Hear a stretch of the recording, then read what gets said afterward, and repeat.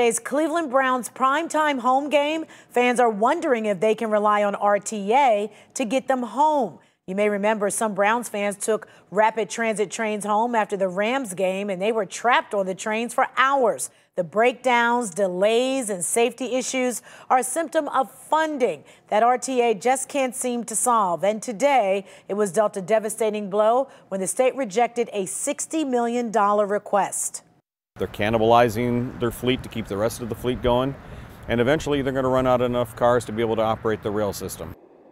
Our 5 on Your Side investigator Joe Paganakis explains where RTA goes next in its desperate search for money.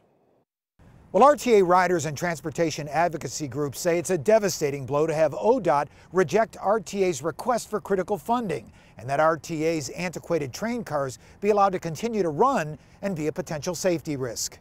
This train is 40 years old, and it needs to be replaced. These have been prone to breakdowns. All Aboard Ohio Executive Director Ken Prendergast points to an aging RTA rail system that he says should have been replaced 10 years ago, outlining rail line infrastructure breakdowns that had Browns fans stranded after a Sunday night game in September and riders forced to switch to other cars without a platform after a breakdown last year. It very much is a safety risk, and that's one of ODOT's main criteria when it evaluates projects that it's going to put money into. But despite reliability issues, ODOT rejected RTA's request for $60 million to replace 34 cars on the red line and 24 cars on the light rail system, creating uncertainty for 8 million rail riders every year. That's a lot of people that have to get to work, to school, to medical appointments.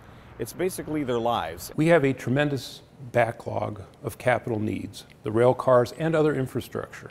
Now, RTA admits trying to get $60 million from ODOT was a long shot due to narrow eligibility criteria, but it says it has identified $118 of the $240 million it needs and will do its best to remain ready this winter, even though it admits Rail cars normally have a 30-year useful life. Our cars have exceeded that useful life. And with ODOT rejecting RTA's funding request, RTA leaders now turning to the federal government, taking a 2-day trip to Washington, D.C. starting tomorrow in the desperate search for federal funding. Reporting right here in Cleveland, I'm 5 on Your Side investigator Joe Paganakis.